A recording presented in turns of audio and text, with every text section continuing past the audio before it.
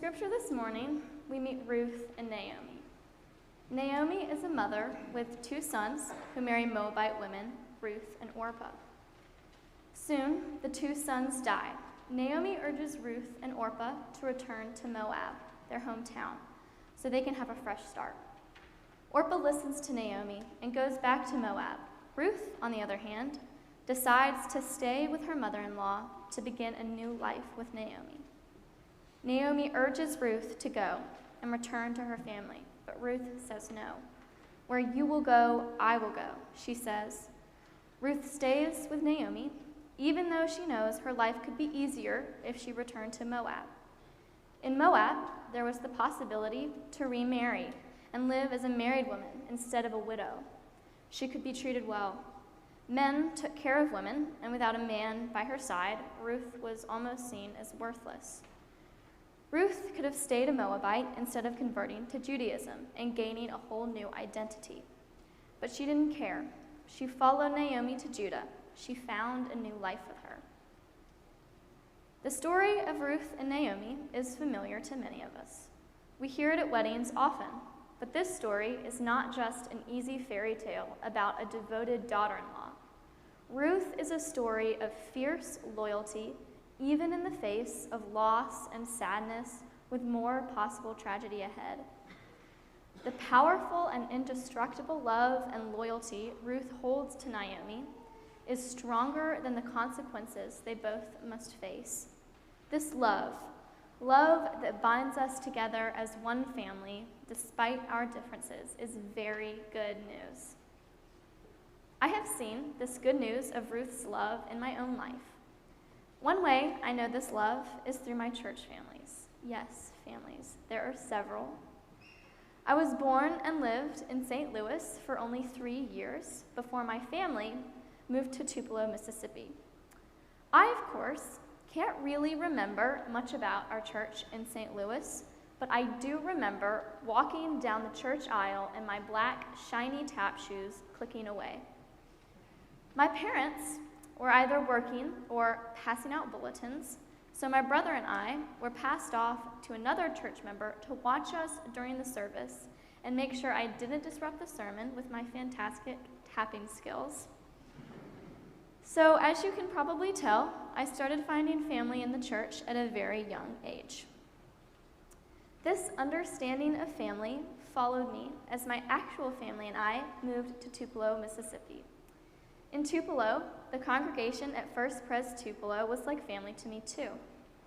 From small things, like the old man who sang a little too loud during Holy, Holy, Holy, giving me and my brother fruity Mentos on Sundays during worship, or my whole Sunday school class wishing me a happy birthday, to big things, like the couple who sat in the pew behind us, showing up at my elementary school on Grandparents' Day because my real grandparents lived too far away.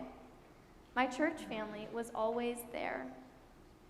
I lived in Tupelo 8 years before moving once more to Roanoke. On our last Sunday in Tupelo, tears ran down my face as people gave me goodbyes and well wishes. I had never had to say goodbye to a huge group of people whom I loved so much. Even as I gave hugs and said goodbye, I knew this would not be the last time I got to see the congregation that has my heart. A few months later, I had to come back to Mississippi to attend the memorial service of my grandfather. Scattered through the receiving line were familiar faces from First Pres. After traveling several hours, they stood, ready to give me a hug, reminding me I always have a place to stay if I miss home a little too much. Once I got to Roanoke, it was strange. It felt like I had abandoned a familiar church that loved me for all of the things I was and wasn't. It was hard and scary, especially for a tiny, terrified 6th grader who just wanted to go home. Sunday school was an hour of me hiding behind my brother, hoping someone forgot I hadn't told the class my highs and lows of the week. The worship service was yet another hour of me whisper arguing with my mom, trying to convince her that I was close enough to God already and I really didn't need to go to youth group. Then, at 6 o'clock, I'd end up, not without a fight, I might add, on the steps in front of the fellowship hall. Eventually, I stopped fighting and I started getting excited. I started becoming friends with some of the other youth, including Sarah Grace Stanley. I became close with Sarah Grace during our hometown mission week the summer before my 9th grade year. This last summer, we went to Montreat together, and I realized that our relationship was so strong. It's a relationship that only a church community can form. As she left for college last fall, we got together to chat and wish each other good luck on the new school year ahead. A few months later, at my ballet performance of the Nutcracker, my mom called me from backstage, and there was Sarah Grace standing there telling me I did amazing. I gave her a hug and realized how special our friendship is. Throughout her first semester of college, we talked back and forth, catching up on everything that's been going on. Sarah Grace kept in touch with me. She came to watch me dance. She asked about my family and my school. A friendship like this one and the ones from First Pres Tupelo are examples of the loyalty that Ruth had for Naomi. These are examples of the enduring loyalty and love God has for us. It is because we know God is always with us, we can echo that loyalty in our church and community. To see this loyalty, look at what Raleigh Court members are doing outside of worship. People are packing lunches every week so elementary students have something to eat over the weekend. People are tutoring at the West End Center and baking at House of Bread. People are meeting with refugee families and supporting the homeless at RAM. This church is loyal to the people who may have no one else to be their Ruth. But what about us? When are we Naomi? When in our life do we need someone to be there, even when we think we don't? When do we need someone but think our journey is too hard and too messy?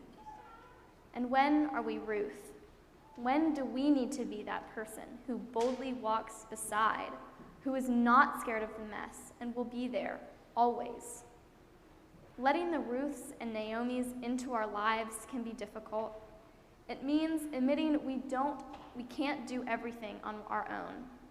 We can start by remembering that we are loved, no matter what, not only by God, but by our faith community. We are Naomi. We have someone who will go wherever we go, even when it is hard. We are Ruth. We will follow one another wherever we go, even when it is hard. Thanks be to God.